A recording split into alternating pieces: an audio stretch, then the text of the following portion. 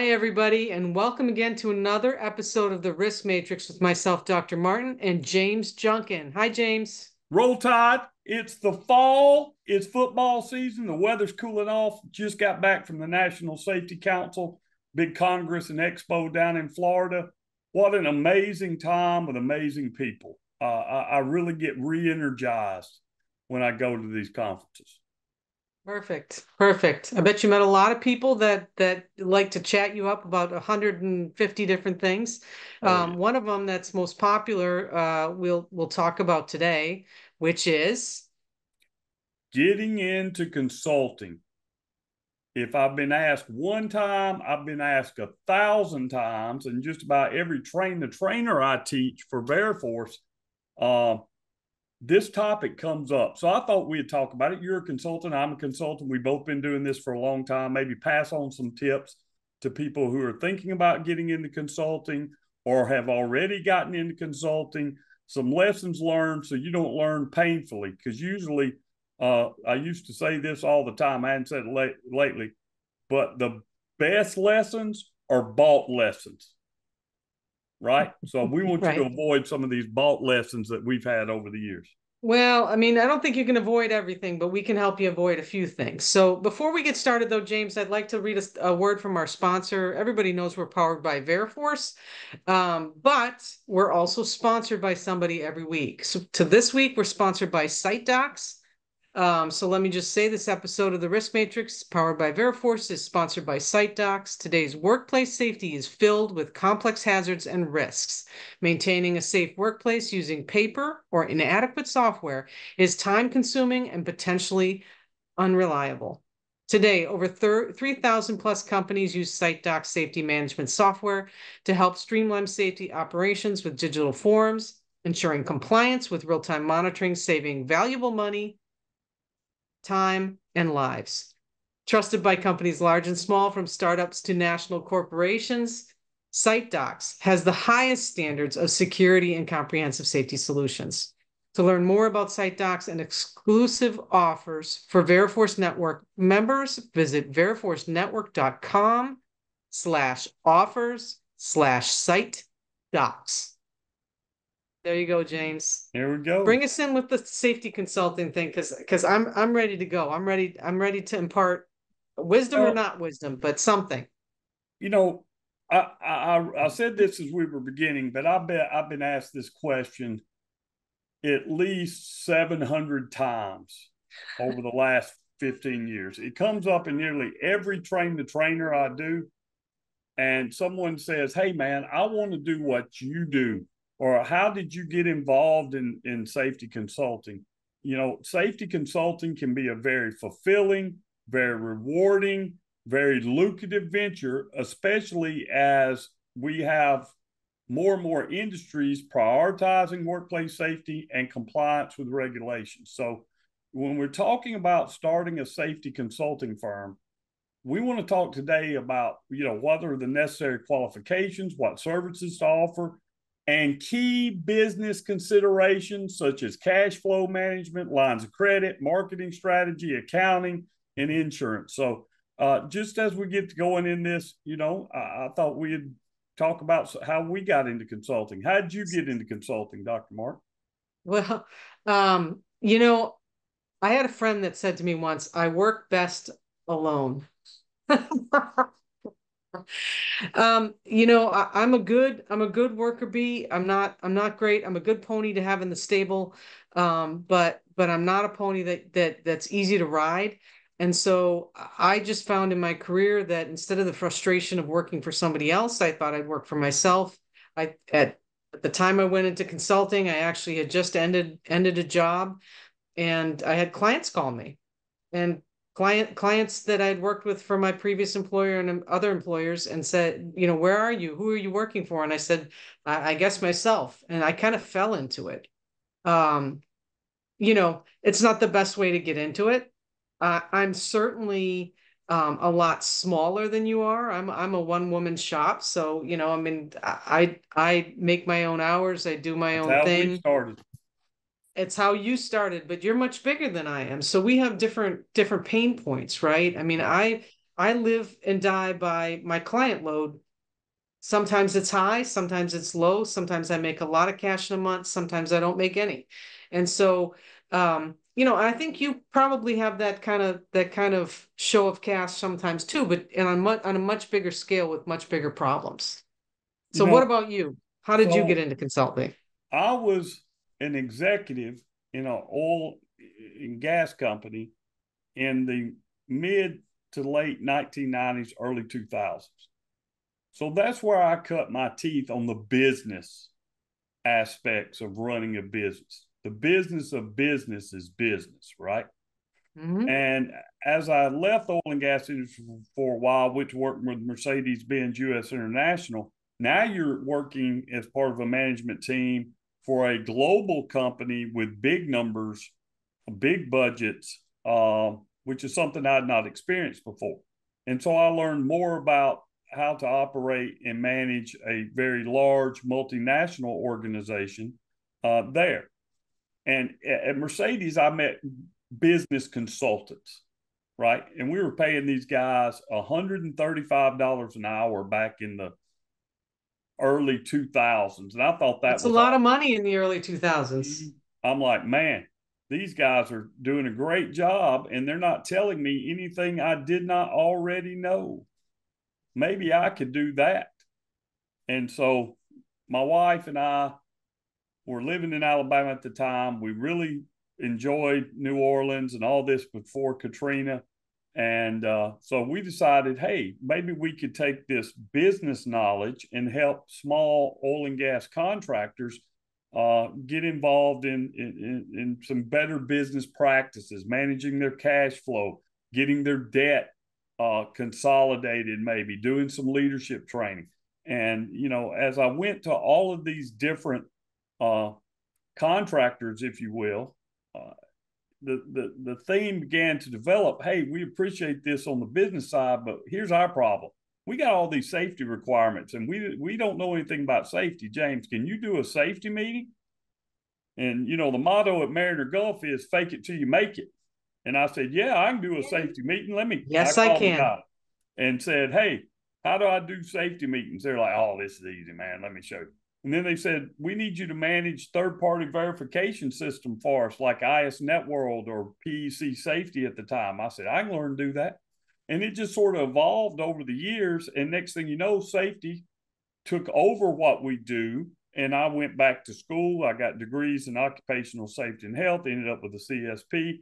And God for, I hope, God willing.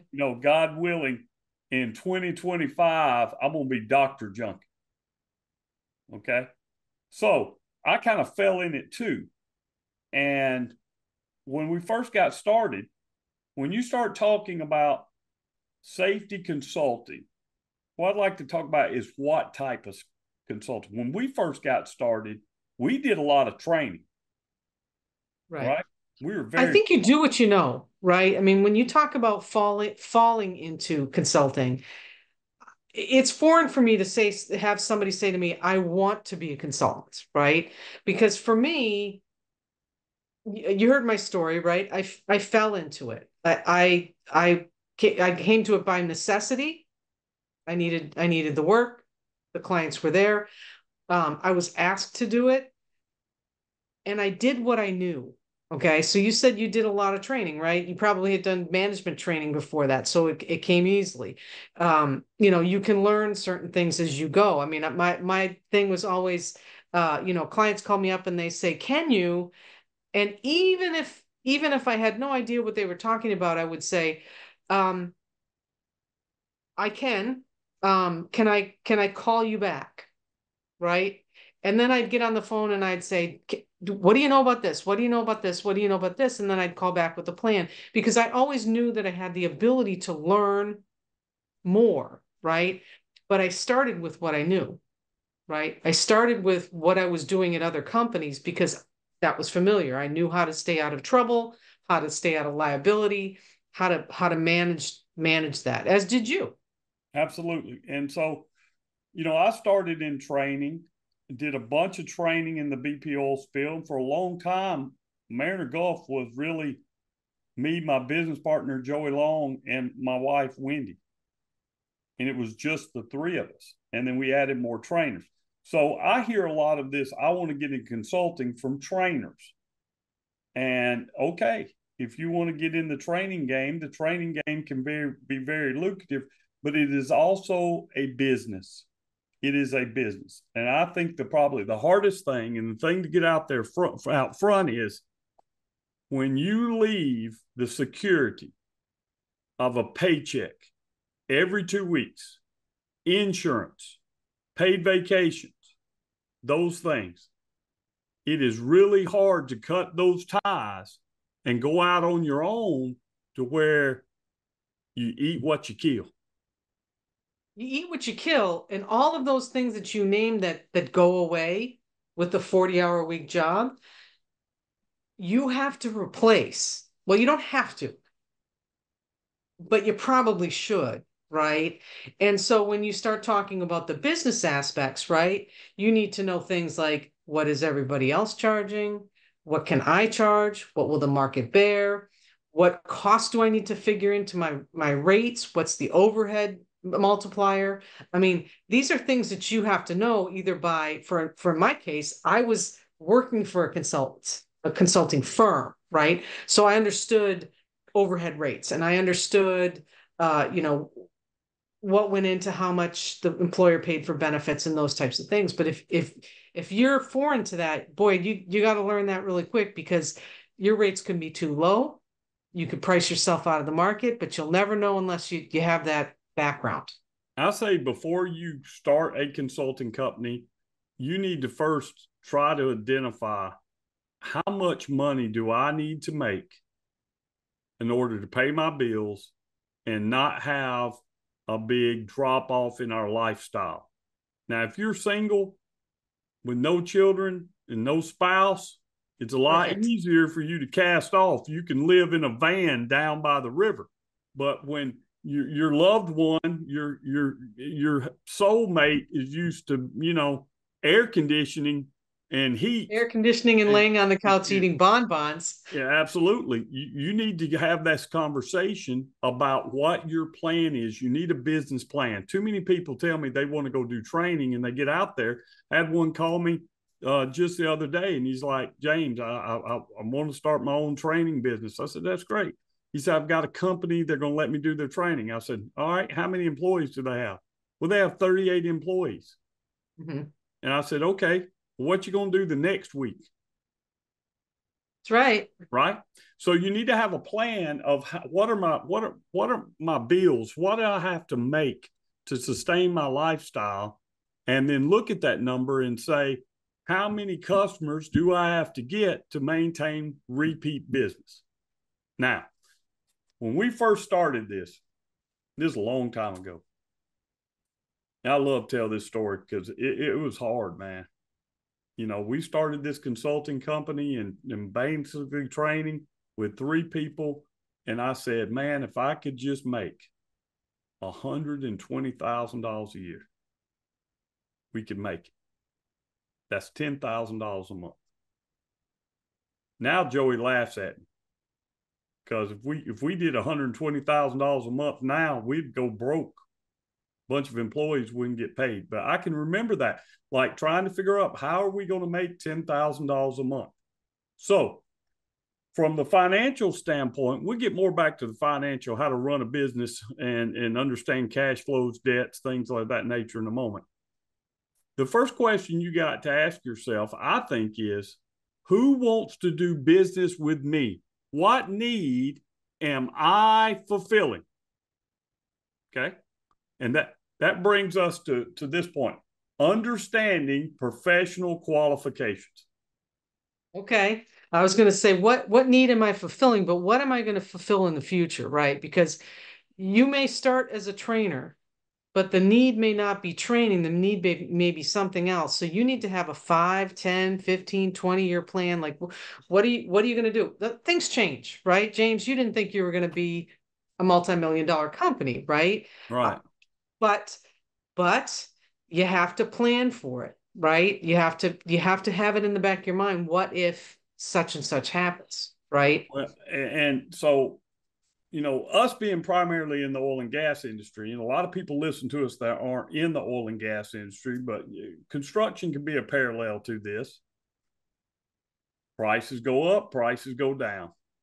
Employees get hired on, employees get laid off. And if all your eggs are in the training basket, when you're on that downside, Ain't right, of nobody the to train. economy, people are laying off, they're not training anyone. When things get tight, what's the first thing that gets cut? Look, I don't say it's right. I'm not going to say it's right, but this is reality. The first thing that get cut in a lot of organization is safety, right? Yeah. And Or third party outside safety, services. If we're just talking about consulting, outside services, right? We'll do it outside ourselves. services is the first thing that gets cut, right? So I would say you have to have a lot of different services beyond just training or the other services that are in consulting. In other words, don't put your eggs all in one basket, right? And Mm-hmm. that's kind of how we evolved as an organization is we started out in training, but that scared me to death because I like my house and I want to keep it. My wife is not going to live in a van down by the river with these two dogs. I can guarantee you that's not going to happen, right? So, Or with you. Let's or with include you me, in there. no, no, it's not happening. So we had to have diverse offerings. So kind of back to what I was kind of getting into. One of the things I realized very quickly is if I wanted to have these diverse offerings, I needed to have a better understanding of occupational safety and health so that when I gave qualified advice, it came from a place of knowledge and experience, right? So that meant going back to school, Yeah. going back to school. So let's couple this. Let's couple this. I did say earlier that when somebody calls me and they say, "Can you?" and I say, "Yeah, sure I can. Let me call you back." And I figured out. Um, there's some of that, okay, but don't sell what you can't deliver, right? Because the easiest way to lose a client, right, is to upsell something that you don't know how to do and you don't have the capacity to do, and then you can't deliver on those services, and you lose the And kill, you may get right? a folded up piece of paper in the mail from the sheriff's office telling you that you have been sued and you have 30 to 45 days to answer this complaint. Right, Okay. right. Because when you give advice, it needs to come from some expert Area. area and base, right? You need to have the knowledge, skills, and abilities to do it. You need to do it. So, I went back to school and I'm not saying that you can't be a consultant without a degree, but consulting is very, very competitive, right? And certainly certifications from BCSP, from NASP in their MSP program, your CIH, those are all validations that you have the minimum qualifications. Not all Make expert CSPs are the same. opinions. Not all doctors are the same, right? But you've got the minimum qualifications to get in the game. Right. And so I think you ought to have some type of certification you can fall back on as a consultant. Now, if you've been doing this for 65 years, then your resume may be Well, that's the right. basis is, right? So it's Right. not 100%, but if you're just starting out, you're in your 20s, you're in your 30s, and you don't have 57 years worth of experience, I'd say get your educational stuff in order, have a strong Get some educational experience. background, get you some experience, and find you some certifying body that meets your needs. Right. Okay. Right. Well, we're talking a lot about knowledge, right? I mean, I think maybe let's not beat a dead horse. They get it that you gotta know what you're selling. And I'd like to talk a little bit about the business, right? Because there All are right. a lot of things that I didn't know going into business for myself. I thought, oh, I've always done my taxes as a 1040. It's real easy. Put this in the line here, put this in the line there. And I found out real quick that businesses can get complicated when it comes to finances. So can you give some tips on finances? Absolutely. I This say is hire an where accountant. my previous business experience helped us as a consulting company because the safety stuff is easy. I can go to school, I can learn knowledge, I can pick up the phone and call Dr. Martin. She can mentor me. I can get the knowledge. I mean, in safety, we got a couple of big old books to go by, right? We can look stuff up, etc. The business side of this is difficult, right? So, one, when you get started, identify what the minimum amount of money you need to make every month is. Okay. Then find you a good accountant. You've got to find you a good accountant, or you're going to end up at the end of the first year, grand opening, grand closing when the tax bill comes. Or grand opening and payments to the federal government for a Absolutely. long time. So find you a good accountant and get that accountant to recommend good accounting software, right? Good accounting software. While you're talking to your client, to your accountant, because we're giving advice that deals with safety, you need to talk to them, first of all, about establishing a formal company. A lot of people like, I want to do this as a sole proprietor. No, you don't, because in certain states, you know, as a sole proprietor, your assets can be seized. What LLCs and corporations and these things, when you incorporate, it's all about, it's not all about taxes. Really, it's about liability. It's about creating a corporate shield around your practice that is very difficult to pierce.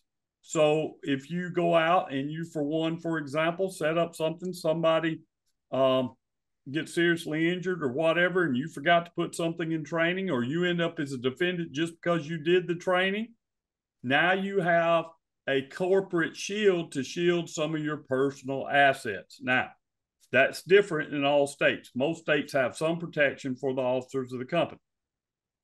So get an accountant, get incorporated, and the next thing, insurance.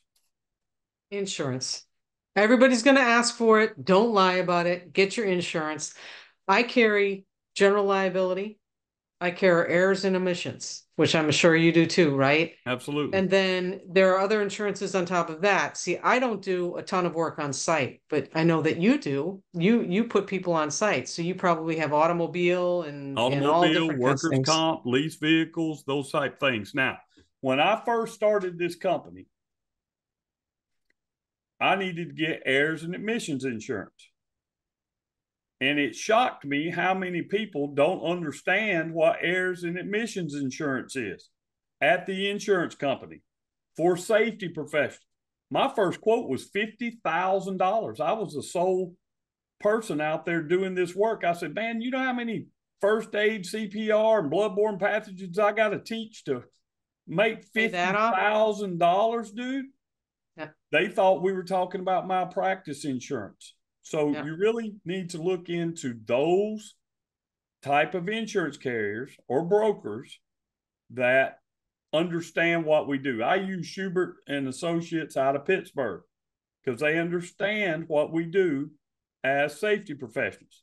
Now, Some of just them as an said, right, aside, James, some of the professional societies have agreements with different firms. I know AIHA recommends some people, ABIH, which is now Board of Global EHS Credentialing, that they have recommended in the past different insurance companies that deal with the type of things that we do, right? Now, for a CIH, my errors and emissions is probably similar to yours, right? But there are a couple things that I can't do that cost me a lot more money, right? Interestingly enough, asbestos work, right, mold, indoor air quality, right?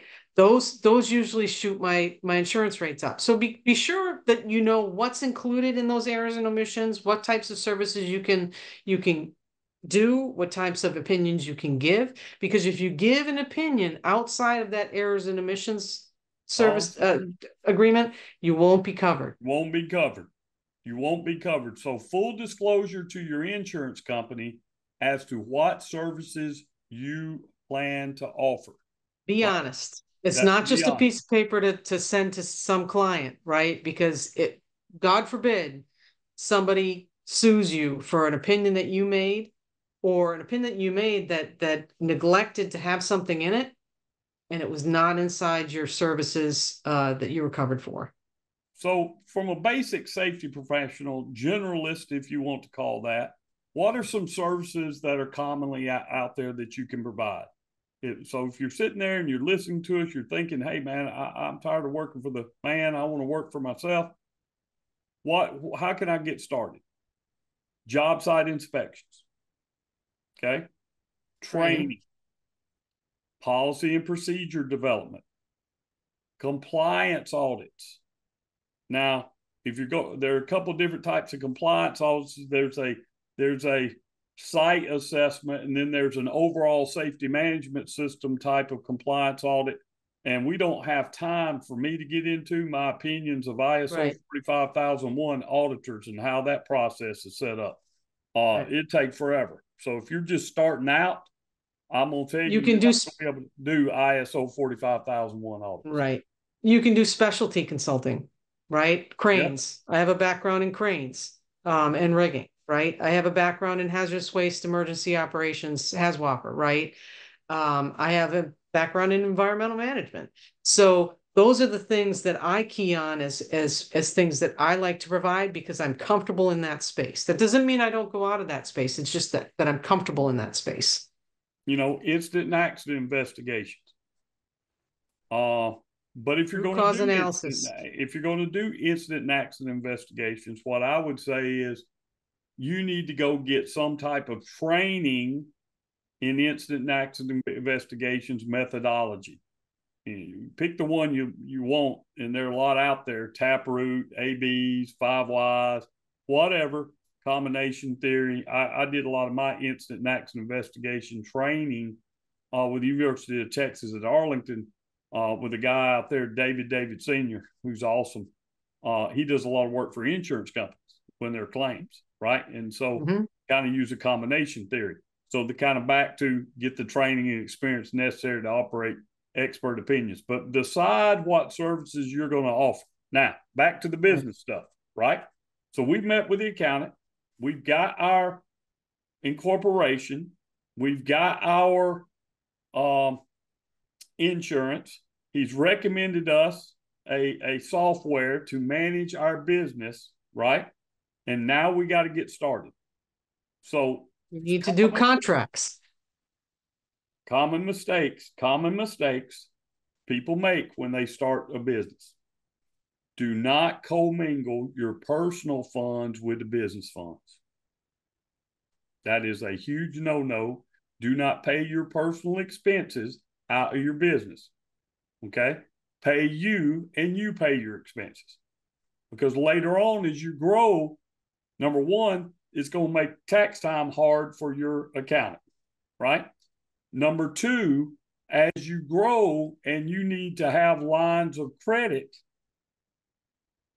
those numbers are not going to look right to the bank. Right. You're probably not going to get it. When we go to do work, we got to get paid. Decide what payment terms you are going to accept before you do the work. Pet peeve. I'll pay you when I get paid. I'll pay you when I get paid. No, no. I never ever take those payment terms from anybody because I got burned early on in my consulting career. I'll pay you when I get paid, and sometimes people never get paid, right? And that means you never get paid. So I usually have terms that are like 15, 30 days. I know, James, you probably have longer because you have a bigger line of credit. You've Not got bigger because I things going want on.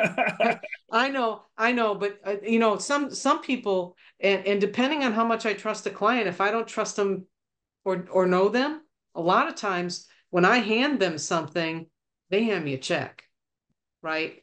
because there's a trust thing. The trust comes into it too, right? I mean, if you're working with a mom and pop and you don't know them, the trust comes in that transactional phase I'll tell you, my experience has been, for the most part, the mom and pops are easy to deal with because they understand they're struggling to get paid too. right. Larger organizations, their processes take a while for you to get paid. So you may be net 30. Just because you do the training this week doesn't mean you're getting a check at the end of the week. You Yep. may be net 60.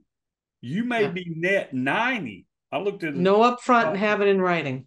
So when you think of net 90, that's 3 months before that check's going to come in, if they pay on time. So If they approve it on a certain day, then it's 3 months from that day, and then the check gets cut and it takes time to get to you. So cash flow is king. Listen to me, people. Listen. Cash flow is king. It has not been that long ago that I remember standing by the mailbox hoping a check would come in because I had payroll on Monday.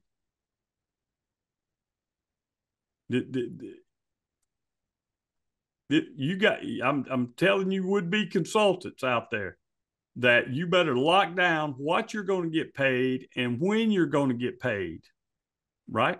So that comes back to the accounting software. So we have accounting software that we send invoices out through email. Nobody is printing invoices anymore, licking the envelope, putting a stamp on it, and mailing it to people. Those days have gone the way of the dodo bird. So you need some software that can handle you sending out invoices. I use QuickBooks, but there are a lot that are out there to do it. Then are you going to take credit cards? Are you going to do ACHs? I'm a big fan of ACH, but talk That to costs, all that stuff costs that could too. cost, that comes off the top. There's a percentage. There's a Somebody percentage. pays that 3%, two and a Somebody's half going to percent, or pay it, whatever it is. right? So there are a lot of things from the business side that you need to think about when you're starting your consulting company. How much are we going to charge? Hey, are we going to allow them to pay with a credit card? Well, there's 3.5% or whatever it is off the top. What type of cards are we going to accept? Are we going to do ACH transfers? Right? How are we going to do it? So cash flow is king, and cash flow is what gets most consultants early on. Their needs, their personal needs come, they got a house payment, they got a truck payment or a car payment, they got kids in school, these things. And the bills come whether the checks show up in your mailbox or not. So understand all that and have a plan to deal with it and a plan to grow, right? A plan to grow. Other things I think you need to think about is allowing time to monitor your cash flow projections, your invoicing, and you might want to consider a retainer agreement, right? You and I both do retainer consulting, where you're getting a check every month for services delivered every month. When I first started our company, that's how I came up with that $120,000 a year thing. I said, I need to get some retainers to provide these services, right? They come every month. That are going to pay me every month. And that way, you always know you got money coming in, and everything else is quote unquote lagniappe, right? Lagniappe. Now, lines of credit.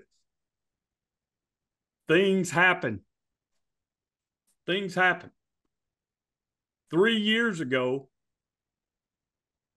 last week, I was chilling at my house in Louisiana, and a Cat 3 hurricane decided to come up here and disrupt my entire life, the lives of our customers, our employees, and our executive staff. Well, people still got to get paid. We got to continue business operations.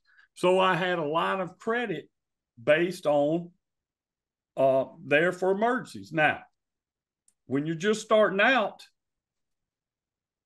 lines of credit need to be secured by accounts receivables.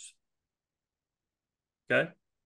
Accounts receivable, not your house. If the business goes bad, I still need a place to live, right? You may have to personally guarantee it, But those are things to think about as you're setting up your business. If the worst happened, do I have any business interruption insurance? Number one. Number two, do I have a line of credit to fall back on to continue to have operations and bear me over till we can get back in place? Now, Right. I would say also you need employee dishonesty insurance if you're going to let somebody else do your books. People will steal from you,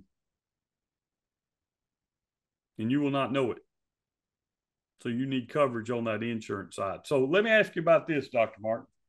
We've got our company set up. We've got the accounting set up. We've got the business side set up, right? Marketing and sales. We need some time for that. How you market, how you sell. Well, so again, I'm probably different than you, right? I sell by word of mouth. Okay, number one. But the other way I sell, and I think this will not come as a surprise for you, I'm good at the upsell and noticing areas that I can also help in while I'm helping in the area that I'm helping, right? So my form of sales and marketing is my personality, my knowledge, and my ability to see other avenues to provide services to clients. And then to be able to ask if they know somebody who knows somebody who knows somebody that needs my services too. We've never Humility. run an ad in any professional journal. We've never put up a billboard. But from a marketing standpoint, one of the first things that when you're pitching your services to somebody that they're going to probably go check out is your website. And your LinkedIn. Get your website and your social media squared away. Okay. Having a user-friendly information website that outlines your services, your qualifications, testimonials from satisfied clients, relevant case studies, referrals. Hey, people want to do their due diligence before they enter a contract with you where they're reaching out for occupational safety and health services. So get you a professional website, but be clear what you want that website to do. Are we going to offer training through that website where people are taking e-learning training? You know, that's a little bit more difficult. Are we going to have a store where people buy stuff? That's a lot different. But if you're just starting out, it's probably going to be an informational website that says, this is what we do. This is when we do it. You know, this is how much it costs, et cetera. You know, whatever you want to put on it. But we use social media as marketing. Yeah. Now, nobody likes to get marketed to. Nobody likes to get the sales pitch all the time. So there's a thing called soft marketing, soft selling, right? Where we're putting out content constantly to give back to the community, but also to let prospective clients know we know a little something about this, right? Right. It builds your bona fides, and then people reach out to you. So what is soft marketing? Soft marketing. James, you do blogs. You do a couple of blogs every once. You write articles for professional magazines. You belong to certain societies. You volunteer with people, because the more people you know, the more people they know, and the more that your name is out there as somebody who knows something about something that somebody may want to pay you for. Absolutely. There's lots of ways to soft market. Lots of ways to be involved. Some of it's giving back because you want to, but speaking engagements, you know, sometimes these things don't pay a considerable amount of money, if any. In the early days, but they may pay in getting you some business. But they may pay you in getting some business. So, you know, you got a budget for that. The days that I'm speaking for free at some society event or conference or whatever, or days we're not selling, and it's days we're not billing. So you've got to look at that and understand that some of this may be non-revenue generating right now. Yep.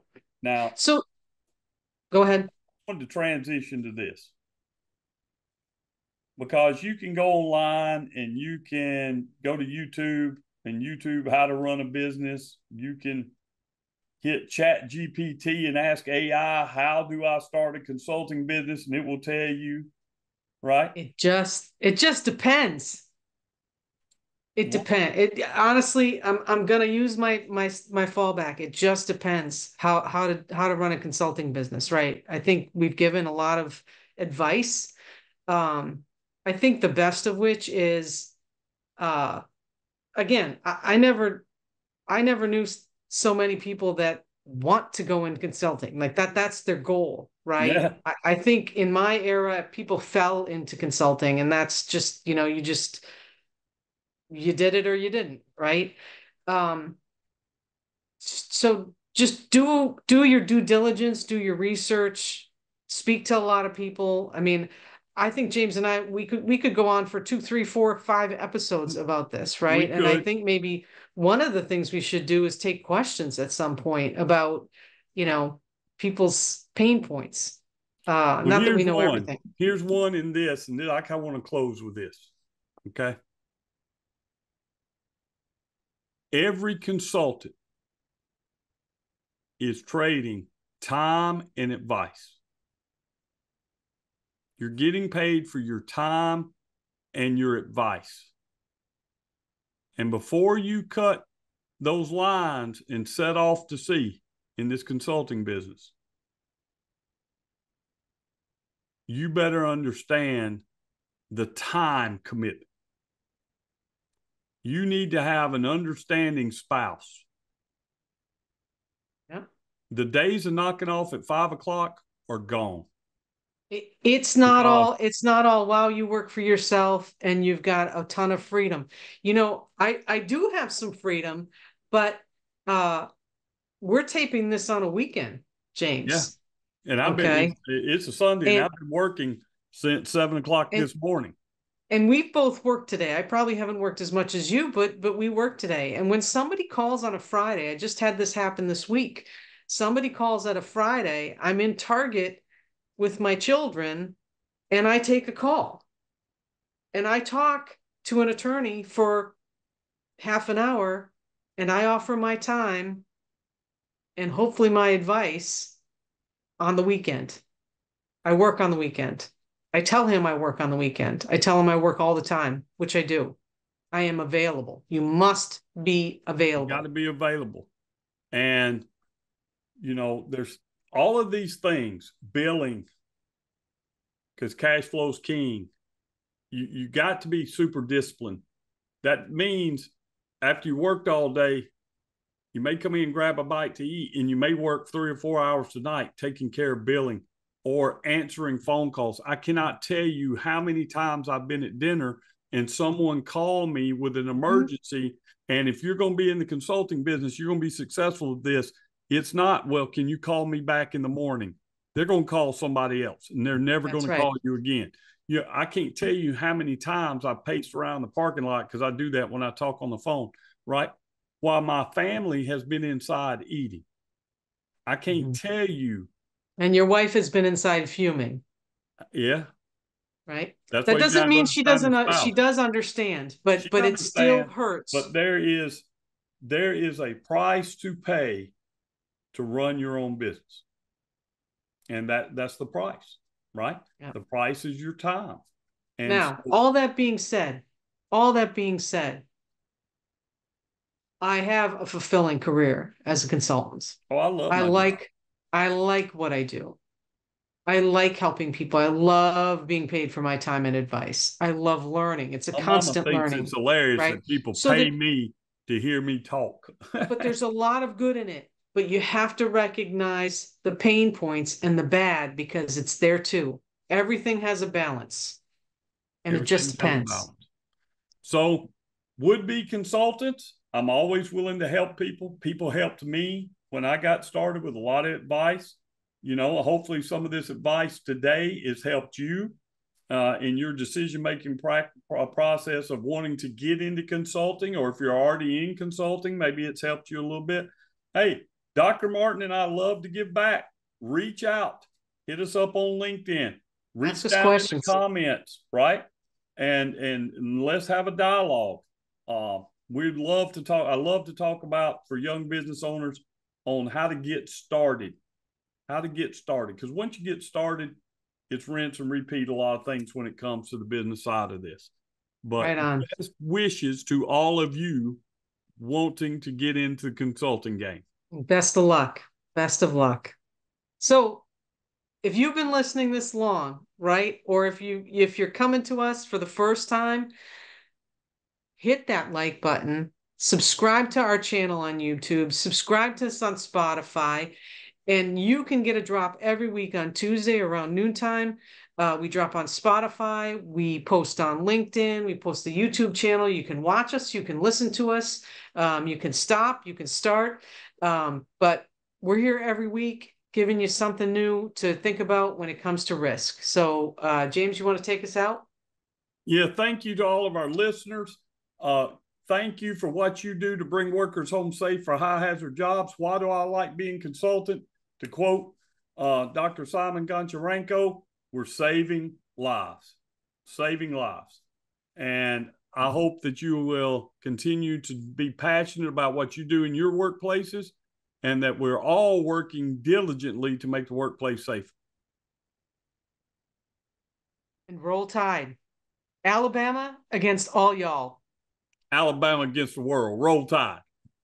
Till next time, y'all keep those workers safe. Out.